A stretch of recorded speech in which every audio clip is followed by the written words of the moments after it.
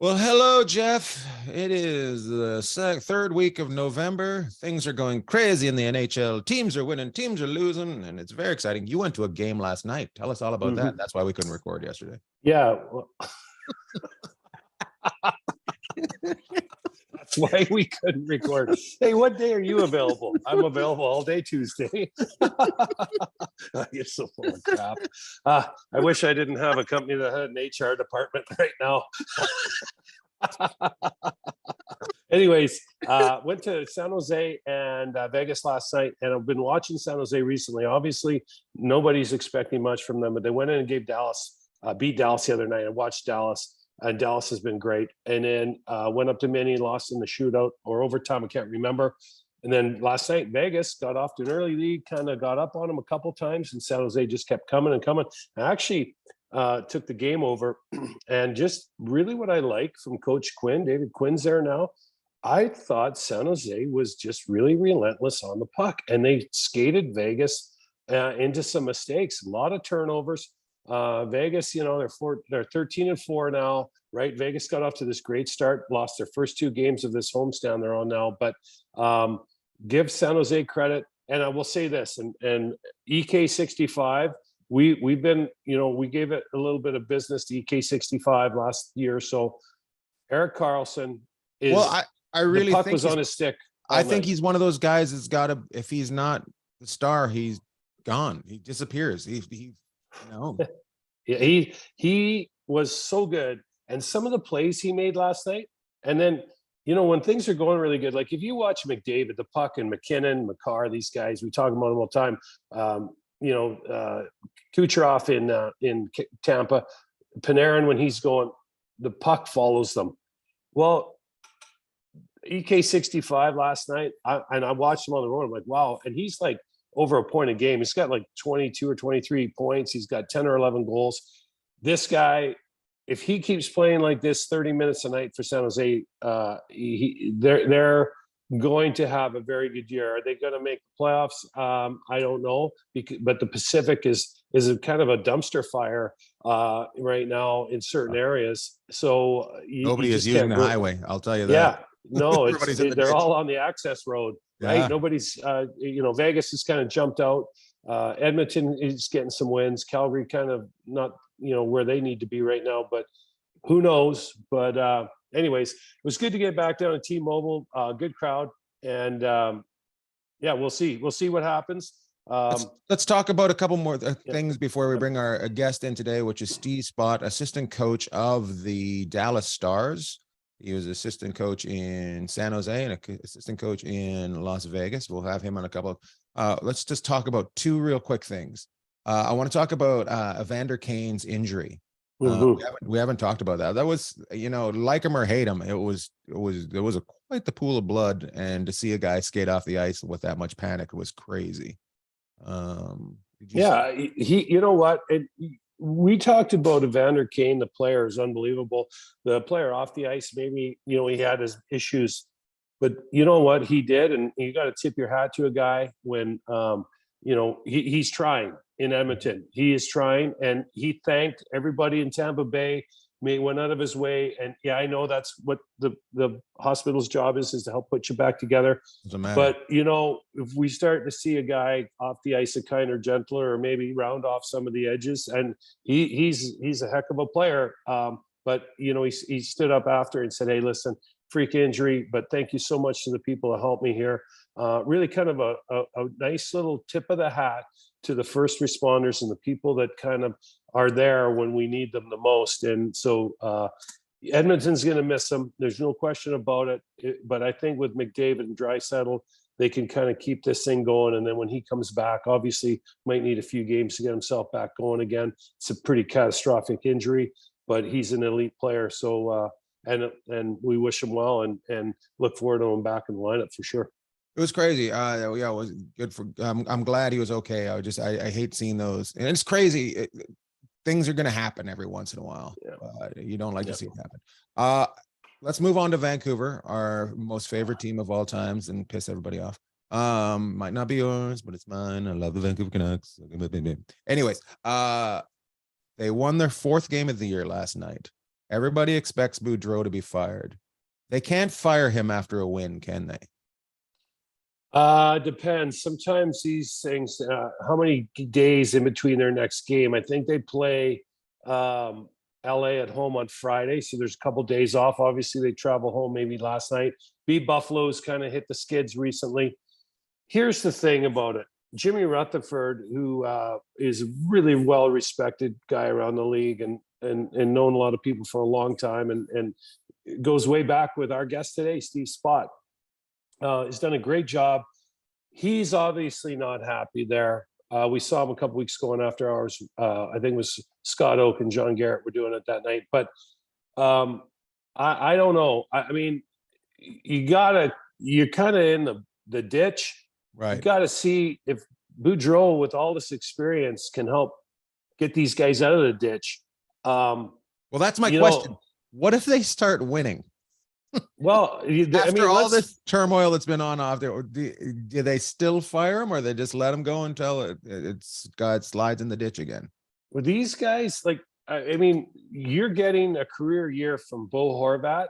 Yes, but it starts coming off. Like Pettersson's playing pretty well, but it comes off pretty quick. And they're like, I know they're talking about structure in this, but these aren't a bunch of rec league players. These aren't a bunch of guys. Like Vancouver's never been known as a defensive juggernaut. But one of the problems they're having is Demko is not off to the kind of start not that the they guy need he him. was last year. No, and you know what? And he's not the only guy. Markstrom's not off to the kind of start that he normally is in Calgary.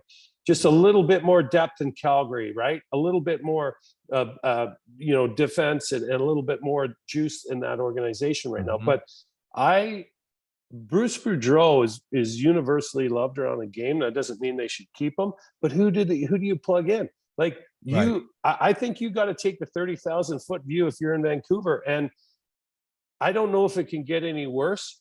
So let's see if it can get a little bit better. My question with firing Bruce, if you don't want to win for Bruce, who do you want to win for?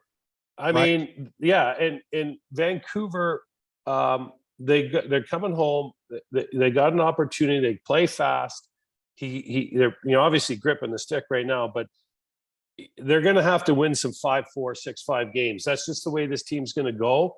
But I don't know. I'm sure they're looking at other places who to plug in. But I would give Boudreau more, a little bit more leeway here. See what he can do. Too. The guy got him just about they pulled him out of the ashes last year, almost got him in. So we'll see. But anyways, I know our guest is getting ready to come on, so I don't want to let's about Vancouver. Our guest today is brought to you by Super Deker. Super Deker is a hockey training system that takes your stick handling from the basement to the penthouse, all within a couple of days. Fun for the kids, the adults, everybody in your house. Superdeker.com. Go there, pick it up, use the code word SLICES, get yourself a little discount. The next thing you know, if you're an adult, you're the king of the beer league. If you're a kid, you're being asked to play at every college in the world. Superdeker.com, proud sponsor of Around the Bag. That's not even Around the Bag. No, I guess that's the end. And the last episode of Enjoying Orange Slices with Jeff and Ian. Your face turn. Okay, we're done. All right. Yeah. Hey, I'll get my Tuesday and Wednesday morning back. I think we should probably, without further ado, here's Steve Spott. Our guest today, originally from Toronto, assistant coach at one point with the Toronto Maple Leafs, head coach of the Toronto Marlies, head coach of the Kitchener OHL team, and now he's in Dallas, where he works for American Airlines. Please welcome Steve Spott. Steve. Hi, Ian. Hi, Sharps. How you doing, guys? Hi. Thanks for being here, bud. Oh, my pleasure. You guys are on the road right now? Yeah, we're on the road. We're currently in Fort Lauderdale. Started in Philadelphia, had a good game in Philadelphia, played last night in Tampa, and then went all of 20 minutes in the air and got into Fort Lauderdale, and we're settling in here today. So a beach day today, big beach volleyball tournament for the players, and a nice day off, and we play against the Panthers tomorrow. You got to get some speakers and just go out there and play the music from Top Gun for them while they're playing volleyball. Oh yeah, well, them all up and have a good time, boys. Meow meow. Yeah, the coaches will not be taking their shirts off, but I can assure you that not a chance. I got a question for you. You've been coaching for quite a while. Uh, is it still the same? Do you live and die on every game, or are you pretty much, you ride it just pretty in the middle? You know what? I've been asked that a lot over my career. I had the good fortune of coaching in 2 Memorial Cup finals. And obviously in junior hockey, that's the pinnacle of success, to win a Memorial Cup. I would say the way to describe it, Ian, is every game, whether it's in October or whether it's in April, feels like a Memorial Cup game because there's so much on the line every night. So, that's the best way I can describe it, that every regular season game here is like coaching in a Memorial Cup final. There's that much pressure because of what's on the line and the importance of every single point every night. So that's the best way I think I can describe it. Interesting. Jeff? Hey, so Spotter, talking about that, I want to talk a little bit about your coaching, where you started, like the junior coach, and then now moving on to the NHL. But I've talked to other coaches that have coached, and I played in the Western Hockey League. Just kind of a question. We had a lot of distance in most cases between the cities that we played in. Out in the OHL, that's not so much the case, although, over the last couple of years, they've added a few teams here and there. But do you find that the level of play in the OHL, and I don't know how much you get to watch it anymore, but back when you were there, the level of play could be considered a little bit higher, and your teams are a little bit more ready and rested, just because of the games in most cases being a little bit closer than what you'd find out in the West, or I'm not even sure, the Quebec League. Like, just kind of talk a little bit about that, because it seems like a lot of the OHL players, there's a ton of them in the league, but they seem to be kind of ready to go. The level of hockey seems to be just a little bit higher, and that hurts me to say it, but do you think the travel and being, is something to do with that, or is it just the mass of kids out in that part of the country? Yeah, I think you just answered it, Sharps. I think that, and we have healthy debates in the locker room amongst players. It's when you talk about the Western League kids, the Quebec League kids, the NCAA, the OHL, the European-born players, we have healthy debates in which is the best. I think, to answer your question, I think 2 things. One, the travel definitely helps. I coached in Kitchener, as Ian talked about. You're playing against Guelph, which is 10 minutes up the road. London is an hour. Windsor is an hour and a half. Sarnia. We're very fortunate. Owen Sound, an hour and a half. We're not doing those cross-country trips like they do in the Western Hockey League. Not even close. The second part, I think, Sharps, is the fact that we do have the population in Ontario to help support it. Now you've added New York State, and you've added, obviously, Michigan. You've added Pennsylvania. So you think about the draw for that one league. You've got a lot of kids to choose from. So I think there's great depth, probably a little bit more depth in the lineups in Ontario than maybe Quebec and the Western League. And I think a lot of that has to do with the population growth and the ability to draw kids from a larger pool than maybe the Q or the Western Hockey League. Yeah, I think, if you look at the West, and then you've got your influx of European players that come kind of, you can plug some of them in there, but you add something and people might not realize that you're adding Pennsylvania, Michigan, New York, really populous states. Out West, you look at some of the states that border the Canadian. Of course, they've got teams down in Portland, Seattle, and Tri-Cities, but it's just not the same amount there. So, okay, when you took these teams to the Memorial Cup, you said it was an out-of-body experience. I played in the Memorial Cup, and we hosted it in Portland one year, and it was incredible. He drops that. I played in the Memorial Cup. Look at we're 2 minutes in. Let me tell you about when I played in the Memorial Cup. Did I tell you about the hat trick I scored in the Pee Wee Christmas tournament? Let me get to that. But what you talk about the NHL and you brought in the Memorial Cup, I found that to be just an incredible experience. But the Memorial Cup is its own beast. It was so much different than anything we'd done to get there. That year, we'd lost out to Medicine Hat 7 games in the Western Hockey League final, but we ended up playing because we were the host. But just the focus on that tournament it's not like, I don't think the Canadian or the World Junior Tournament, but it doesn't seem like it's that far off. Maybe talk about your experiences with the Memorial Cup and where they were. Well, you've really got 3 seasons. Well, you got 4 seasons. You got your preseason, you've got your regular season, you've got your playoffs, and then you got to go to this tournament, which is against the best of the best to try to have success. you got to have so much going for you. You got to be healthy. You've got to be peaking at the right time. Your goaltending, your specialty teams have to be in the right place. You have to live through 16 wins in your own individual leagues just to have the chance to play. So you're right. It's as hard as it gets, not just the skill side of it, but just living through that experience. And we've had two different experiences, Pete DeBoer and myself, where one, we played in Quebec and had success. So it was get to a hotel, logistics, getting set up in a different city. The second one we hosted, and I'll tell you, I can remember Pete and I, we were at City Hall in Kitchener, and we had just been awarded the Memorial Cup. We were going to host it in Kitchener in 2008. There was a bus going back from City Hall to the Memorial Auditorium to celebrate. And Pete said to me, let's walk back. So we did.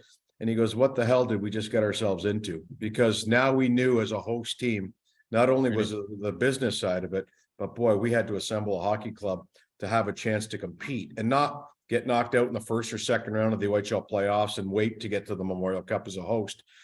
So thankfully we won the Ontario Hockey League that year, but you're selling a lot of assets and a lot of resources to give yourself that chance. And it does take a toll on your organization for a couple of years after that. I got a question. How do you keep, I know what I'm like now, and I can't imagine 15 to 20-year-old kids trying to keep them focused for that long. Yeah. How often would you have to reset them? A lot. And they knew what was on the line, especially your older guys. They know at 19 or 20, this is probably their last chance to turn pro. Yeah. It's still like there's so much coming at you when you're that age. Everything is just like you're in hyperspace. So I can't imagine. Yeah, there's the three elements, Ian. There's the academic, there's the social, and there's the athletic. Those are the three areas that we had to keep in line in junior. Keep them in school, making sure they're keeping up on their grades, the social life, which comes with any teenage young man, and then obviously the athletic, where these kids are trying to get onto pro hockey. So it's a juggling act. And I give every junior hockey operator a lot of credit for trying to manage those three areas of those young men's lives. You played college hockey, right? That's what you went to? I did. I went to Colgate. I graduated in 1990. What did you graduate in? What was your education? School teacher. Yeah, that's funny. Really? We played in a national championship. You had Colgate University against Wisconsin at Joe Louis Arena. And I swear Wisconsin's band was bigger than our fan section. It was unbelievable. But we got to a national championship in 1990. So obviously we're very proud of that. And then from there, where did your hockey career take you from there? I had three small stops, one in Richmond in East Coast Hockey League, where I played for Chris McSorley, Marty's brother. Went to Hockey Factory in Holland and played in Holland for a year, and then had and had a cup of coffee at Newmarket in the American Hockey League back in the day. But learned very quickly I better use my teaching degree because pro hockey for me just wasn't in the cards. Yeah, that's an interesting. Back when I mean, we're separated by a few years. Ian and I are the same age, of course, late 60s. But when I look back now, and I played in Kelowna and Portland in the Western Hockey League, and I really enjoyed that. But, and then you got the sibling rivalry, right? We talk about the Western Hockey League, Quebec College. Now you got the Western, the guys that play junior against the college guys, right? Of course, the college guys are all saying how much smarter they are. But I look and I go, now, I mean, from what you've seen, and maybe, you don't really want to put advise one way or the other, but if I had it to do all over again, as much as I loved the Western Hockey League, it was great. College wasn't really an option. We didn't really think about it, but I mean, I would recommend any young kid, the kids I run into here in Vegas and the minor hockey and the families, I'm like, you get a chance to go play a game for 4 years and get an education. What a great thing to be able to do in your life. Maybe explain your college, like how much you enjoyed that and how it helped form who you are, especially as a player and a coach. How did they find you? You know what? The scouts in college are just out as much out there now, Ian, as the OHL junior or any junior scouts. You know what? I think they realize some of the kids. I went to St. Mike's, which is obviously an all-boys school in Toronto, obviously well known for a lot of the hockey players that come through St. Mike's High School. So I think I had already reached out to a number of NCAA schools showing an interest. And I think they know some of the kids that might be leaning that way. And it's a never ending debate, college versus junior at that age. I think, and I obviously ran a junior team, played in the NCAA. I have a son at Northeastern, so he's playing in the NCAA. But I think that you have to be realistic as a parent. Is my son a legitimate NHL prospect? And if he's a legitimate NHL prospect, and at 17 and 16, you kind of have an idea. I think junior hockey has so many advantages with regards to style of play, schedule. I think the academic programs are as good as they've ever been in junior hockey. So I think for some kids, it's the right route because they're bigger, they're stronger. They're on that path maybe to have an opportunity to sign an NHL contract. But if you're a late bloomer, I can tell you that the NCAA is a tremendous option because they train 4 or 5 days a week. They play on the weekends.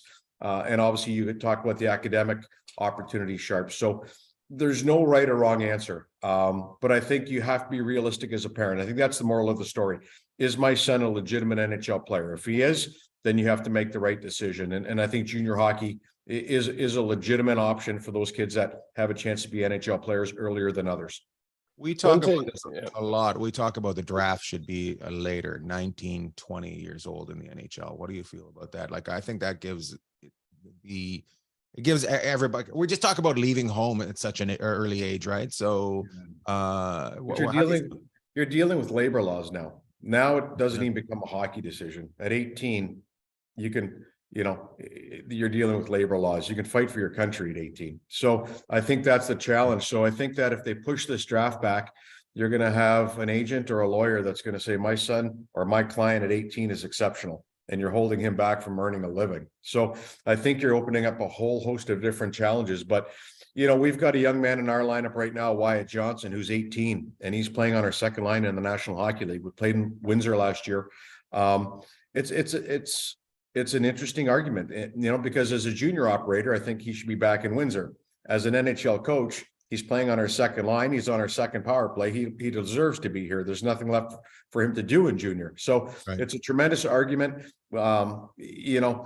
We've got a young man in the Western Hockey League right now by the last name of Stankoven.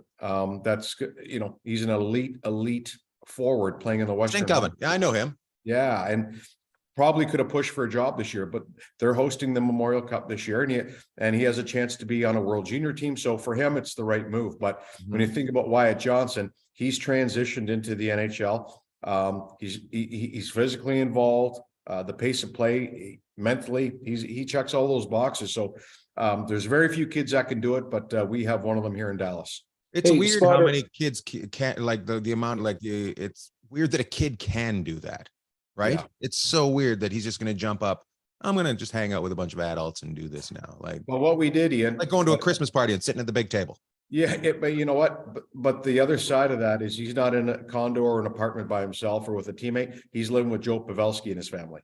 So as much as you've got an 18-year-old in the National Hockey League, he's being treated like an 18-year-old off the ice. So he's living with a family. He's eating properly. He's around maybe one of the greatest role models in hockey, and Joe Pavelski, who Ian. So for us, that's a real big benefit to having Wyatt stay in the NHL because of the off ice living with Joe Pavelski and obviously his family. Yeah, but Spotters, yeah. So just to build on the, Wyatt and other players that are at that level, it doesn't always fit, right? Either, and then you have a bit of a conundrum because you've got this high-end kid, and I think of a kid like with the Kraken, you got Shane Wright, right? The Kraken have started to win. He was getting 6, 7, 8 minutes a night. They're not, I'm sure he's going to play for the World Junior, but where do they go if, you know what I mean? Because they've proven they're too good for junior. This young man's playing the second line on one of the top teams in the NHL right now. Yeah. He goes back to junior. Sometimes you got to worry about regression as well, right? For some of these players. So it's too bad that they didn't have a spot for some of the kids that they could plug them into the American League a little bit more. But yeah. I guess, again, that's kind of murky water there. You guys don't have that problem right now because he's productive and hopefully he stays that way and he just builds his career out. But what do you do with the kid that's not quite there yet, but showing that he's too good to play in junior? Because there's a big gap between the two. Yeah, there is. And you're right. Yeah, they're not eligible because of the rules. They can't go to the American Hockey League other than for 2 weeks. That's permissible. the challenge, Sharps, is that what you get into is the worst case scenarios is when you get a Mikkel Bodker who played for me in Kitchener, gets drafted to Arizona, plays at 18, does okay, stays in the NHL for the year, and then his second year pro, they send him to the American Hockey League. So at 18, he's played in the NHL. At 19, they send him to the American Hockey League. That's where these kids, it can get very difficult for their psyche and their mental toughness because of the fact that, well, I've been in the NHL at 18, and now I'm going to the American League at 19. And it's hard. Barclay Goodrow, who is a two-time Stanley Cup champion, had that happen to him when we went to San Jose. He started in the National League and ended up in the American League before he got his second chance. So thankfully, he was mentally hard enough and tough enough to do it. But boy, that's a difficult situation. For a Wyatt Johnson, that's a worst case scenario. Thankfully, it looks like he's going to have a tremendous NHL career. But those kids that start in the NHL at 18 and end up going to the American League at 19, it takes time for them to get back. Is that something that mental ability to deal with that kind of stuff is who you surrounded yourself with? Yeah. Do you guys see that and maybe pull them aside with who they've surrounded themselves with? Do you guys talk to them about that?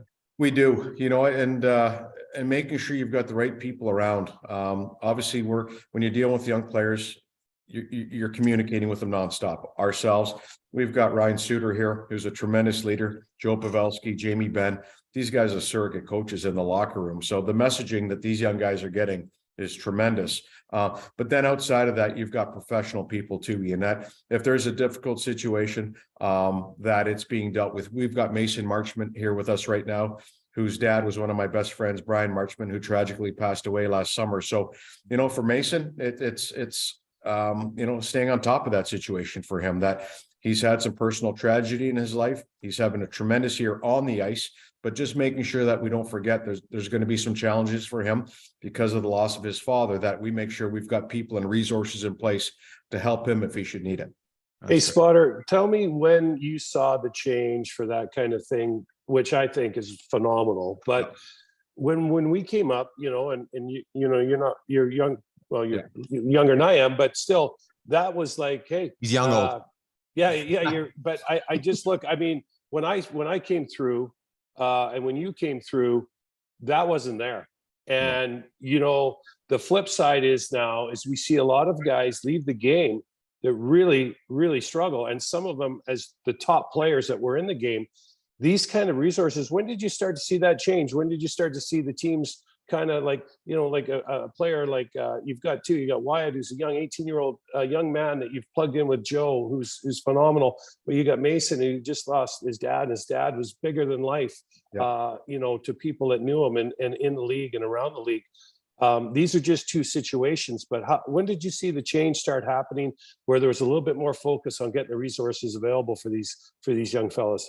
I think once we started to define what, and coming to terms with mental illness and mental struggles, and I don't just think that's a hockey situation. I think in society, once society started to recognize that is a real challenge for people, then I think things started to change in our sport. And I can't speak for baseball or football or basketball, but I know in the National Hockey League that we started to recognize that concussions are an issue, that it's not, hey, Sharps, you got hit in the head, suck it up, take some smelling salts and get back on the ice.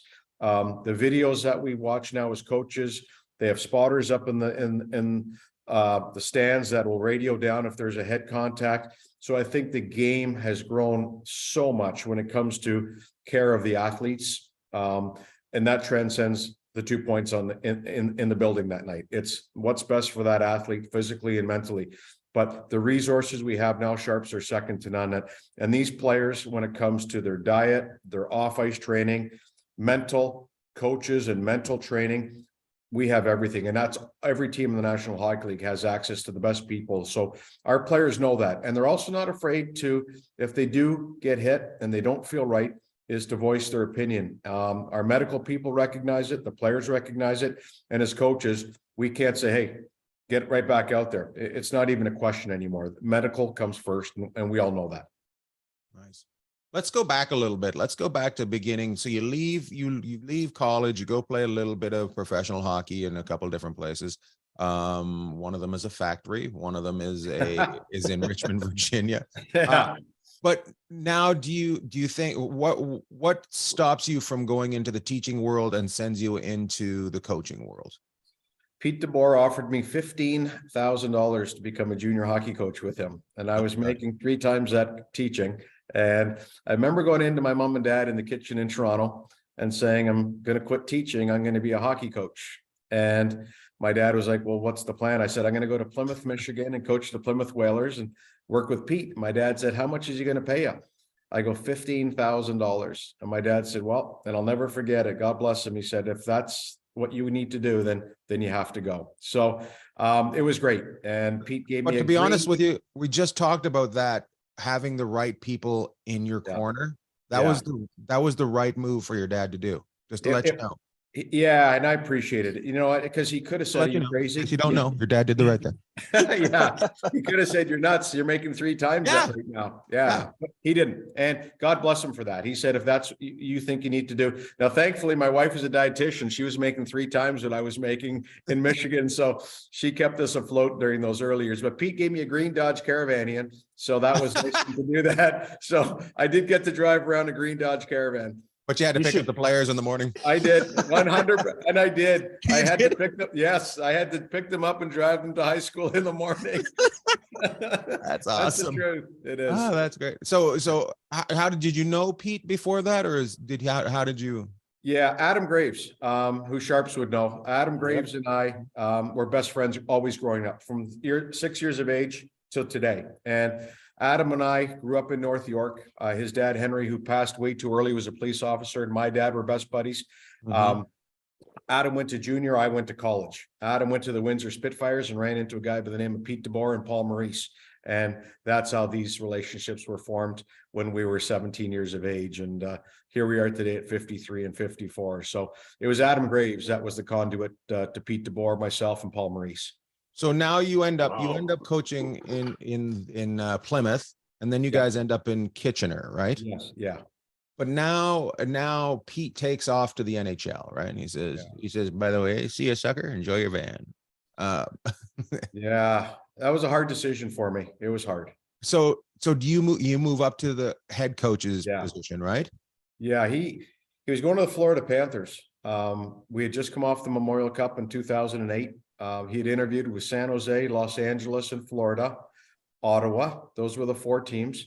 Ended up going to Florida. My nephew is Stephen Weiss. That's my sister's son.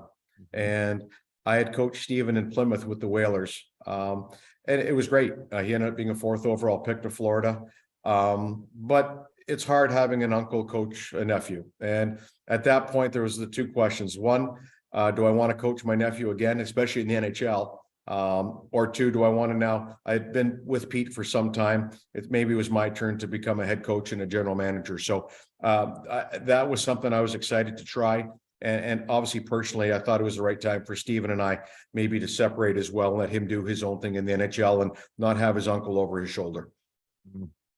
So you stay in Plymouth, or how do you end up? No, I was in Kitchener. That's Kitchener. Sorry, that's Kitchener. Yeah, that's Kitchener. We were in Kitchener at that point when Pete went to the National League. So you're in Kitchener. How many more years do you stay in Kitchener? I was there 12 years. I stayed a long time. 12 years. 12 and then years. Your next stop is American Hockey League with the Marlies. And is that start as an assistant, or do you go right as a head coach? I went right as a head coach. I'd gone right from Kitchener right to the American Hockey League. Dave Poulin, Claude Loisel, Dave Nonis were running the Toronto Maple Leafs at that time, and gave me an opportunity then to go to the American Hockey League. And it was great because I didn't have to move my family. I went in and out of Kitchener, and it was a great transition. So we were there 1 year, and then it went up and worked with the Leafs after that. And that would be another chapter of my book one day, that year in Toronto. That was one that was for the ages, just living through that. But it was good in the sense that you learn a lot about yourself. You learn a lot about losing and how it forms you. Yeah. But at the same time, it was a challenge. But I was very fortunate. Brendan Shanahan had just come in, and Brendan was very good to me. We all ended up getting fired, but to this day, I consider Brendan a true friend because of the way he handled that situation for me personally. Hey, Spotter, you said the magic word. You said Toronto. And everybody's ears perked up in Canada that's listening to this. Explain how much different, and for people that might not understand, just maybe give some stories or some context. Well, why Toronto? I mean, Montreal's got a special too, but why is Toronto so different than every other city in the NHL? I think, yeah. And you know what, it's an A market. When you think about the A markets, as you said, you think about New York, when you think about Montreal, you think about Toronto, Vancouver, there's 50 cameras and 50 microphones in front of you every day. If you go to the practice facility for the Leafs, and on any given day, there's 20 people up in the stands filming that practice, and then looking for sound bites after. It's difficult. Randy Carlyle had a term, he called it white noise. And what it is it's everything that's going on around the hockey club. And as a player in Toronto, as a staff member in Toronto, you have to try to block that out because there is so much pressure to succeed. When you think about the fan base, the passion of the city, it is second to none. Listen, I can remember being on the first game.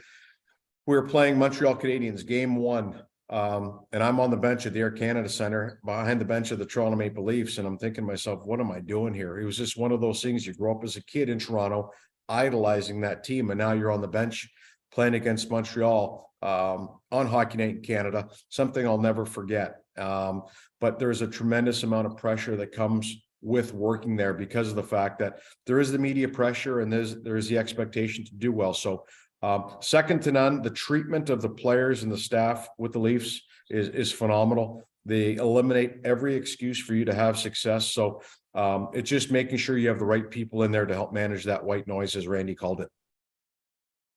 Name one thing that needs to change in Toronto for it to move into the winning. I don't know. You know what?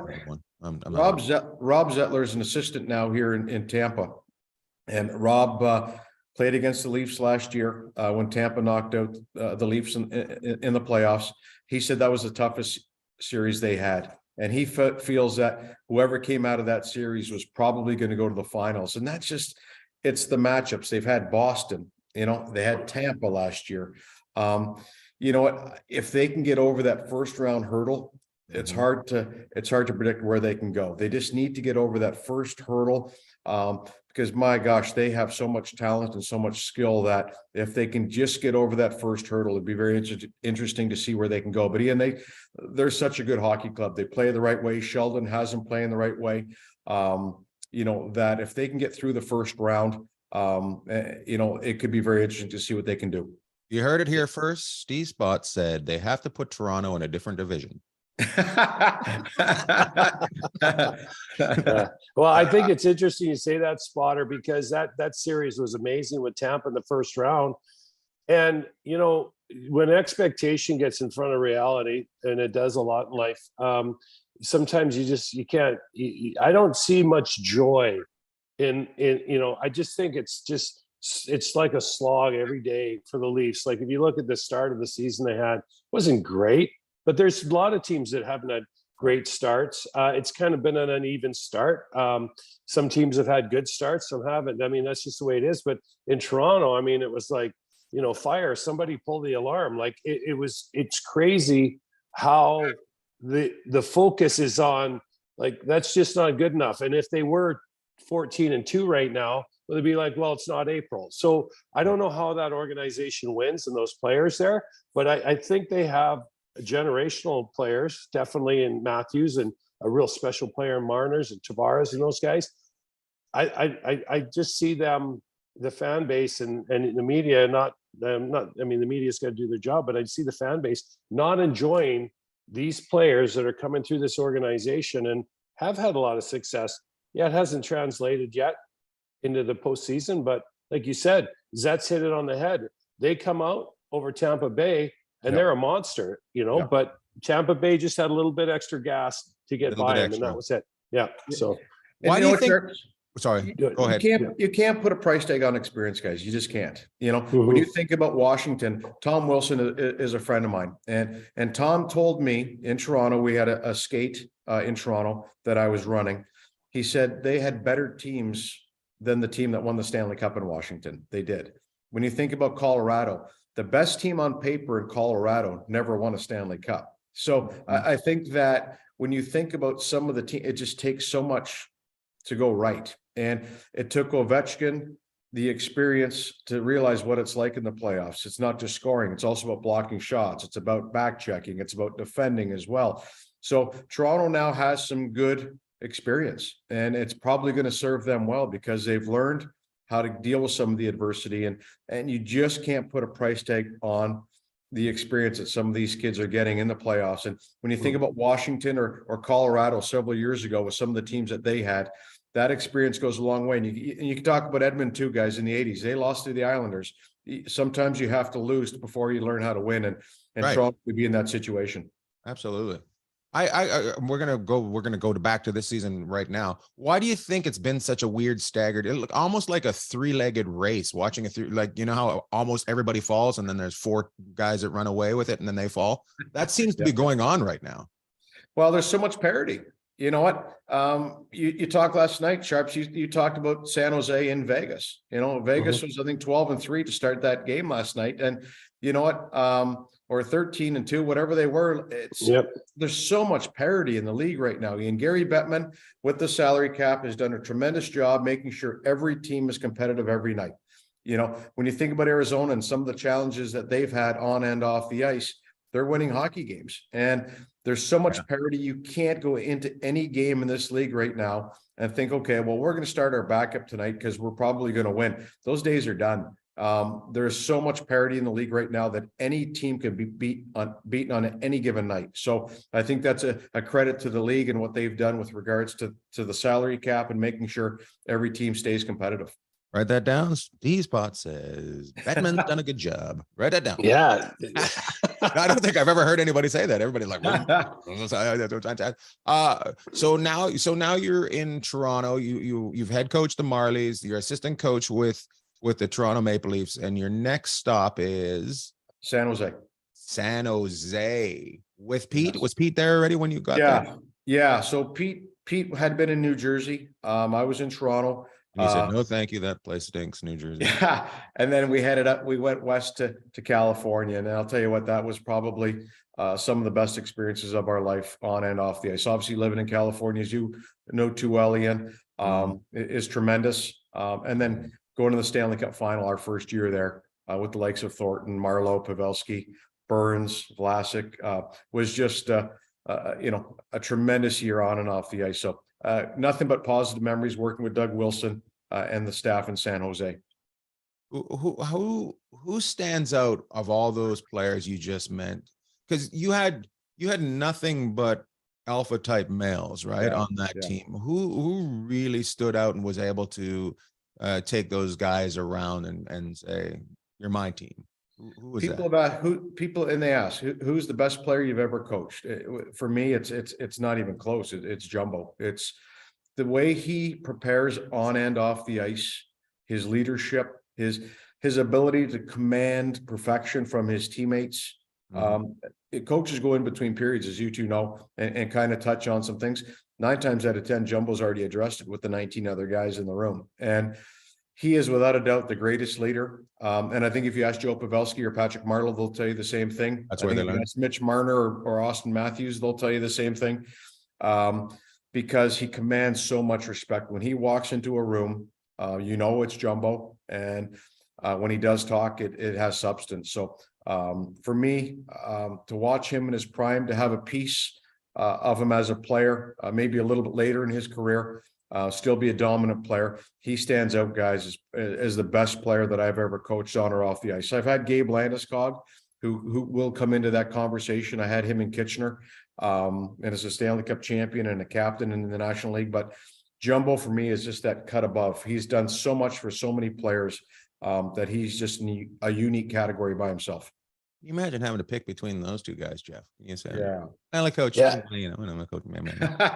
That's awesome. I love that you brought up Landeskog and Jumbo because to me, I think if I could take one guy from any team and start my own organization, I would look right at Landeskog as he'd be on my short list. I just think you can just tell. And Jumbo was the same when you watch him when you're in the building. just these guys just have this sense about them, this aura, and it's kind of like, don't mess with me kind of thing. Yeah. And of course they both perform at the highest level. I wanted to ask you about a little bit about San Jose. So you guys, you have all these guys. You've got Jumbo Joe, you've got Little Joe Pavelski, you got Marleau. Talk about Patty Marleau for a minute. I mean, here's a guy that came into the league, and what did he end up playing? Like, I don't know, 4,000 games or something. But he was 4 years older than you when he retired too. It was like he had to drive the van.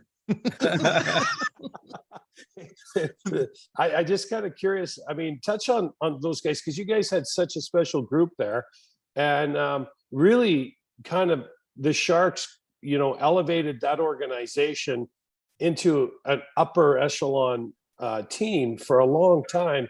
They're kind of rebuilding it a little bit here right now, but you've got one of them still with you, and Little Joe Pavelski. But talk about Marleau and some of these guys, because you touched on Joe Thornton, but talk about Patty Marleau, because I mean, he passed, was it the year before, I think it was, or last year, he passed Gordie Howe for total games played, right? Yeah, he did. And I think a quiet leader, Sharps. I think that he let his game do the talking for him. In the room, extremely prepared in the weight room. The way he would take a young player to dinner and mentor those young players, the Logan Coutures that were coming through at that time.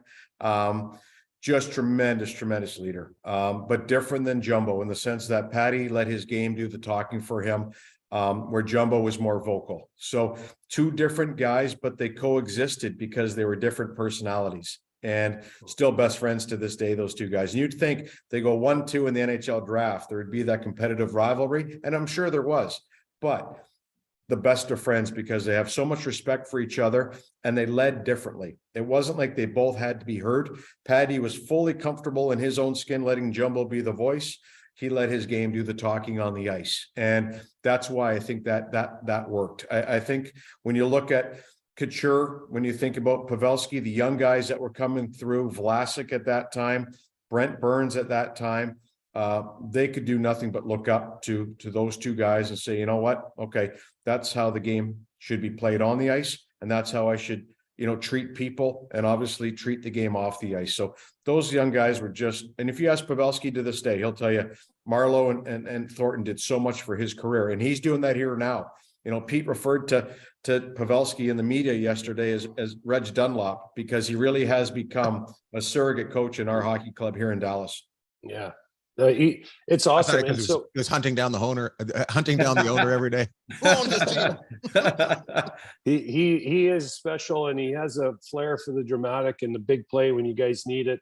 He did it in San Jose. He's done it in Dallas.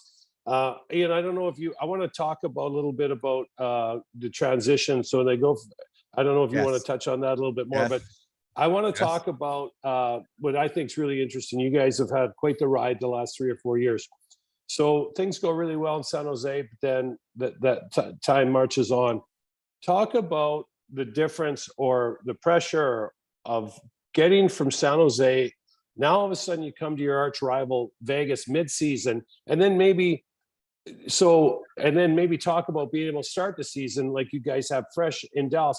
Kind of some of the struggles or dynamics there between, you guys have had so much success, but you got plunked into a situation in Vegas here that, right in the middle of the fire. And then Dallas, you get a chance to kind of go through the summer or part of the summer and prepare for how you want to go. Just maybe talk about the transition between San Jose through Vegas to where you are now.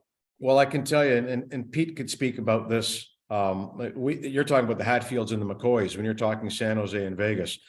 We had beat them out a few months previous in a game 7, right, with that 5-minute power play. And I remember Pete, the very first game he coached was in Ottawa for Vegas. And we had talked, what am I going to do when I go in and talk to the team? Like, these guys don't like me. And, the first thing he did was say, I think that was a bad call against Pavelski, where Pav drew that 5-minute penalty. So he kind of broke the ice. He broke the ice. And you know what? We learned very quickly. We couldn't go in and just become friends with these guys. It was, you had to let it grow organically. In meal rooms, in restaurants, asking about their families, learning about them as people as opposed to hockey players. We knew them as players. It was slowly building a foundation of trust with the players in Vegas because, as you said, there was that competitive rivalry where they did not like us at all. So we were smart enough to know, the two of us, that we couldn't just come in here and act like we were their friends and act like this was going to be great. It was small building blocks of trust that just grew over time. And I think what helped solidify everything was going into that bubble in Edmonton for 53 days together, where we were all stuck together and obviously build that real foundation of trust. And I think both groups, and I think if you talk to the leaders in Vegas, it really became great. So that was a real special time working in Vegas. It just, So, okay. It just, it was such an interesting thing, but I'm cutting you off, Ian. You usually get me, but so Vegas, you had a lot of success, but then, last year was catastrophic injuries and a lot of stuff that sometimes is just beyond your control. You guys just about get it over the finish line, but just fall a couple points or a point short. But so you come in and you talk about, hey, we just got to try and get these guys respect. You're not even talking about systems or anything else. Like, we got to try and build a connection. But then you move on to Dallas, where you're like, okay, now we got a fresh slate here again. We got a little bit of runway in front of us to kind of get this thing going. That doesn't mean that, you need to get on with little Joe, right? You guys had him in San Jose, but you got Jamie Benn, your captain, you got Heiskanen, you got all these other guys. I just wonder the difference of the dynamic. Was it a little bit more relaxing, or it was the same amount of stress there, just in a different area? It's a great question, Sharps. I think we had more runway to start. And Pavelski was a real big conduit between Pete DeBoer, Steve Spott, and that locker room. I had Radek Faksa with me in Kitchener, so that helped. But Pavelski was the big one because he could go to Ryan Suter, he could go to Jamie Benn, he could go to Miro Heiskanen and let them know what we were like as people, not just coaches, but people. And I think that was a big plus for Pete and I coming into the locker room here because they trust Pav. They knew that if Pav says it's okay, that it was going to be okay. But we didn't change all the systems here in Dallas, Sharps. We looked at the areas that this is a good team, and it's been a good team for a long time defensively.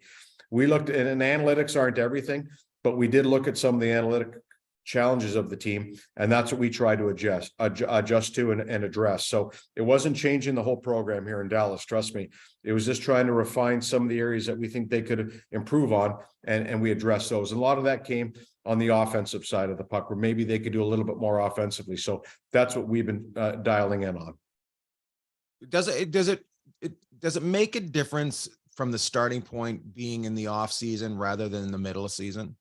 It does. And you know what, Ian, it's completely two different animals. In the middle of the season, it's addressing those little areas that now that we've gone through it and taken the team over at mid-season, the horse has left the barn. So you got to just literally find out, why did they make a coaching change? Where's the challenge?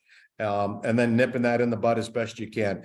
Here, it's the ability to put in your system right from training camp forward, and then building your building blocks. So you're picking your guys, right? You're picking who you want. Completely different. 100%. You got free agency that you're part of, the draft you're a part of. So yeah, completely two different animals. And I'm not saying one is better than the other, but it's easier coming in when you have the more runway to work with. I got a question, and we can erase this. You can not answer it. You can answer it, and you can say whatever. If you had to do it over again, would you guys have gone into Vegas? Oh, for sure. Yeah. You know what I think? Yeah, for sure. Because I look at it, I think you guys were there 6 months and then COVID hit. Yeah. We had one training camp, basically. We had one training camp there. Right. And then you were there, and they sent away Fleury, and people were ready to drive you. They can't have a chocolate DeBoer. That doesn't make any sense. Yeah. You've got a chance, and they've got a chance this year. They have a legitimate Stanley Cup roster. As Sharp said, we in Vegas, we just got decimated last year with injuries, and I mean decimated, where you're talking about your best players are out for extended periods of time. you know, when you talk about Mark Stone, one of the best forwards in this league, he just couldn't play last year. Jack Eichel came in obviously late in the season, but had to still transition into getting his game into where it needed to be. Just long periods of time with major players out of your lineup, but that's hockey. We know as coaches what we sign up for, that there could be change. And thankfully for us, we've ended up in a tremendous program around tremendous people with Jim Nill here in Dallas that, you know, at this point, we just couldn't be happier. Could you say, I'm sorry, Jeff, I want to interrupt. No, I was just going to drop another one in there. My old teammate, Jimmy Nill. Yeah. Bagsy, how do you like that? So Did you just drop another? You played with Jimmy Nill? Yeah. Hey, I don't How long ago was that? He was called Jimmy. Jimmy Nill. He was awesome. He's James He was tough Nill right winger. Nill, he was, you know what? He treated me. You talk about those guys that treat you like gold. When I got in the Detroit system, Jim Nill was one of the best people to me. I still pull for Jim today. I obviously pull for you guys. I like Dallas. My brother's favorite team is Dallas, so it's kind of in the family. But Jim Nill is one of the best people. And you talk about Joe Pavelski being that kind of guy. Jim Nill was that kind of guy to me when I came into Detroit, and I'm forever grateful for it. So that's it. That's all I got for you. So that's a good. That was a good. Yeah. That was very nice, Jeff. Yeah. I was going to ask a silly question like, where was the best place you lived throughout this career so far? But Yeah, Jeff you is know like, what? well, let me tell you about Jim Nill. Listen, you get to our age in our careers, Pete and I are talking about retirement, and where do you retire? You know, we were in that, and Jeff, you know, we were in Summerlin, which is about 25 minutes off the Las Vegas Strip. Yeah. Boy, it's a special place to live in. It's nice, it's quiet, it's a beautiful suburb, but 25 minutes up the road, you get all the chaos you could possibly ask for on the Strip. Right. But you know, it's, if you can afford California, if we had your money, Ian, I would live in California. Good luck. Yeah, because you can't beat the weather. The challenge you got is cost of living, but San Jose, the ability to go to San Francisco, the ability to go to Pebble Beach, Carmel, it was really hard to beat San Jose. So we've been fortunate now that we're in Dallas, again, another tremendous city. But at some point we are going to have to make a decision where we end up. But I think your hometown Toronto must drag you back. I don't have your money. That's an expensive city. I can tell you, it's crazy. Well, I have American money, which is very good in Canada. No, Toronto's great. And listen, I'll be a Blue Jay fan, I'll be a Leaf fan, and I'll be a Raptors fan. That's never going to change. And we'll always have a lake house up in Ontario. But where we end up permanently in the winter is still up for debate. But I love that whole Summerlin, Nevada area. I thought that was great. Your 4-hour drive to Arizona, to California. It's just a tremendous place to live. So good alumni system there too. Good alumni system. Yes, yes. Exactly. Hey, Spotter, I'm going up to Red Rock after this today, so I'm going to go in and tell him Steve Spott. Exactly. No, it's awesome. As you know, Sharps, it's beautiful up there. Yeah, actually, it's funny. We're going up there today, but it is beautiful. The setup is great, and 25 minutes here at the rink for game nights. It's not a stressful drive. No. And Summerlin is a pretty special place. How about Arizona or anywhere like that? Did you guys ever any thoughts of being in that area, or you guys? Again, Scottsdale's beautiful. You know, we just feel that, you know, when you live in Nevada, you know, grandkids and kids are going to want to come and visit you. So maybe grandma and grandpa don't have to go too far, because, you know, the kids are always going to want to come see Vegas. Exactly. Yeah. So you don't have to buy a motorhome and drive to see them. Exactly. You know, so for us, that right now is probably the leading candidate, but you know, our goal is to still win a Stanley Cup, and we still got a lot of living, a lot of coaching to do. So, but one day we'll have to make that decision. I love it. I love it.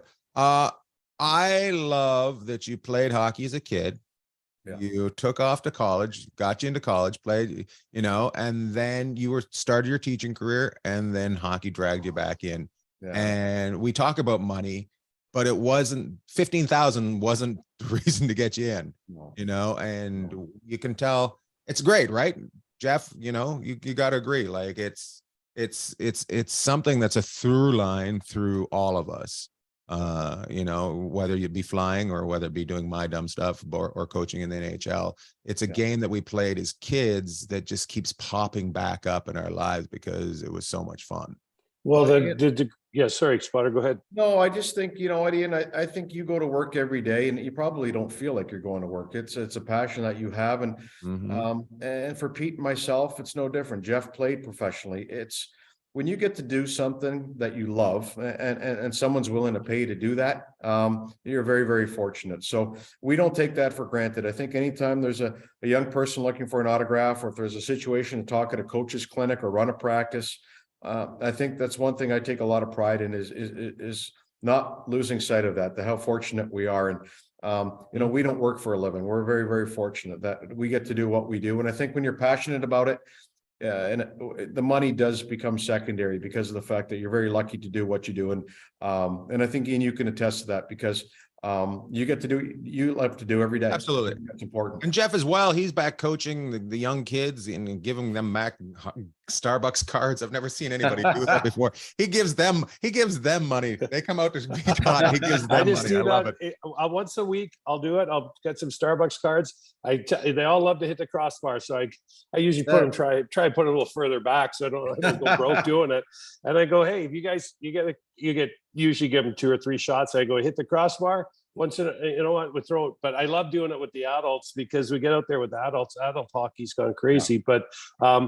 But just getting back to talking about like a couple of the names that Spotters brought up today, you talk about how close and how small the hockey community is. Adam Graves, great guy, was in Detroit with them, and Gravy went on to have just an unbelievable career and on the biggest stage in New York and was great in Edmonton. You got Rob Zettler, who I played with as his career was winding down, that you brought up. One fellow I want to talk about before we go, because is Paul Maurice and the relationship you guys have with him, because Wade Flaherty Flats is we grew up with in Terrace. When Winnipeg came through recently, got together with them, but I got to get down there and some of their skates and meet Paul a little bit. And the thought process and the way he thinks is just incredible. And maybe talk about the relationship you guys all had, Pete and yourself with Paul, and how special a coach this guy is. Yeah, and it goes back to the CompuWare days, Jeff, as you well know, in Michigan, with Pete Carmanis.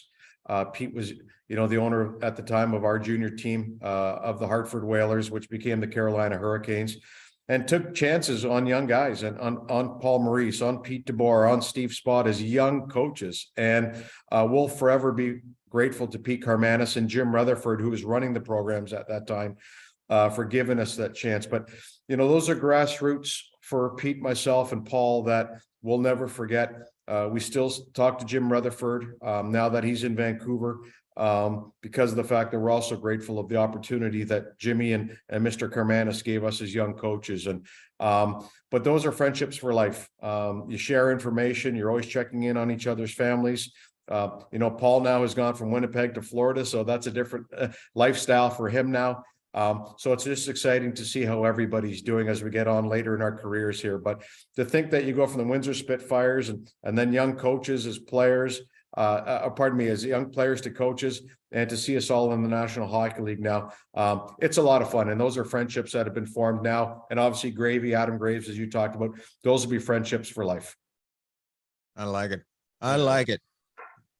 Let's wrap it up, Jeff. We've talked to this guy long enough. I know you got to go golf, Jeff. He's I'm going up to play volleyball as well.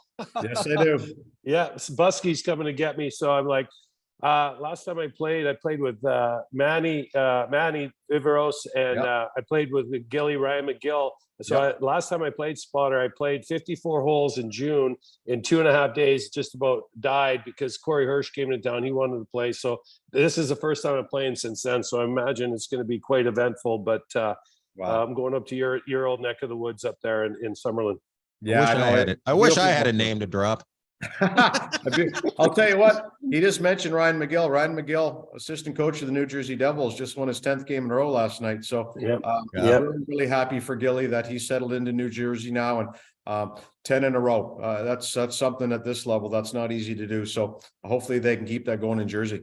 Yeah, absolutely. They're fun to watch. They are fun to watch. They are.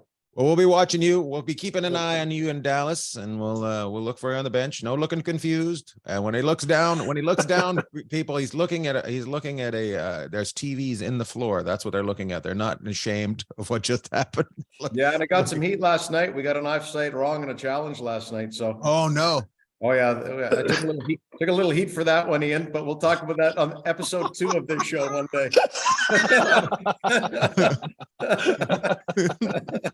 Well, I love it. Thanks for dropping by, Steve. We really, really appreciate it. And we'll see you soon. Yeah, I look forward to seeing you in Dallas in January, and I look forward to that. Awesome. Thanks, guys. See you, Spotter. Thank you. Good. Another great interview, another great show brought to you by Super Deaker around the bag. You got to get going. Do you have any shout outs this week? I'll give you first shout at the shout outs, but I got to say, after we have guys like Spotter on and all these great coaches and great people in the game, if these guys are so squared away, it's just too bad we couldn't we got to get ourselves more squared away on the day of the week we're going to do this. But we're sorry we're late. A lot of fun. It's a lot of fun. Yeah, we're just I had a big day tomorrow, couldn't fit it in. Yes, good day tomorrow. A big day yesterday, and I couldn't fit it in. It's my fault. Jeff was free and clear. It's my fault. But we got to get them. We're getting such good guests. We got to get them going. So big shout out to the guests. This show was brought to you by HeadyGear.com. Heady Gear is Brett Hedikin's backpacks and collectibles. So go to HeadyGear.com, find yourself a backpack, pick out the patches, check out their story, and get yourself around the world and have a good time. HeadyGear.com. HeadyGear.com. How about that? Oh, very good. Yeah, very good. Eh? I haven't forgotten to spell. Never really knew how to, but School District 88, which I think will be our first t-shirt. Should be. So, hey, you go ahead and start with the shout outs this week. I am giving a shout out to Carrie Ann's family, who took great care of us this weekend while we were in Richmond, Virginia. Did some shows out there, but it's always nice seeing her sister and her brother and her father, her mother and her mother-in-law. No, her mother, stepmom. There's just so many of them. Her brother-in-law Nathan has built this great training facility for dogs. He's training dogs out there. They live about about 20 minutes out of the city. They got 10 acres out there. Mm-hmm. You'll love this, Jeff. He paved his long driveway. He's got this huge driveway that goes. I'm just like, what kind of money are you making that you can afford to pave that? Like, you brought the highways department in here to do it. So it's pretty awesome. So big shout out to the Cason family, always taking care of me and my wife when we go visit them there. I'll double up. We never do a double up on a shout out, but shout out to the Cabs family. They're the best.